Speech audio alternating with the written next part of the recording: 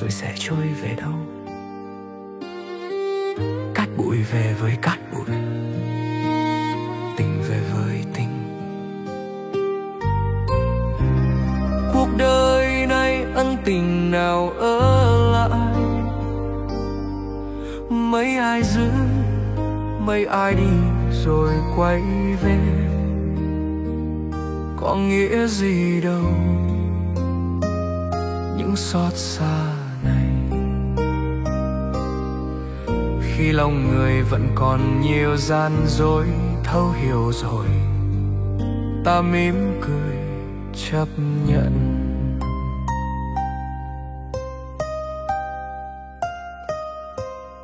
Đêm vắng nhìn ánh sao mờ nhạt, lòng chợt buồn thấy đời người thật mong manh. Tìm đâu ra một nơi chốn yên bình, giữa muôn trùng sóng gió cứ mãi vây quanh. Nước mắt rơi hay chỉ là giọt sương tan. Hơn thua chi khi kết thúc cũng chẳng còn ai. Nước mắt này liệu ai giữ được mãi đâu. Giữa dòng đời lơ lửng trôi theo hư vô, chốn vô thường sao cứ hoài gieo khổ đau. Để vấn vương rồi một kiếp cũng tàn phai. Hãy nhắm mắt để lòng này lắng xuống, nghe hơi thở những vết thương cũng dần lành. Hãy mỉm cười để những điều đã qua bay đi theo gió, bay đi theo mây. Một câu thơ giờ đây để lòng bình yên, một thoáng hương bay đến rồi cũng úa tàn. Hơn thua chi rồi cũng chỉ còn lại đây một kiếp người trở về với cát bụi trần gian.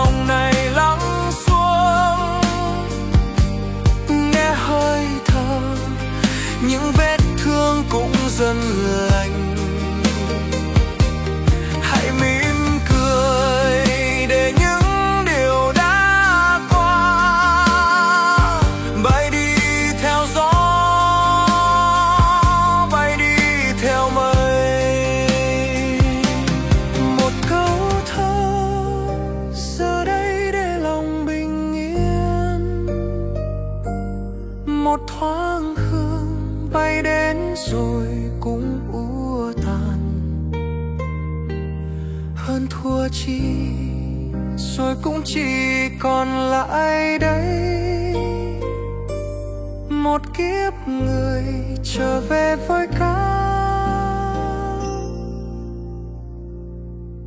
bụi trần gian. Cuối cùng rồi ta cũng sẽ trở về với chính mình. Bình yên hay bao tố, tất cả đều là một phần của cuộc hành trình này.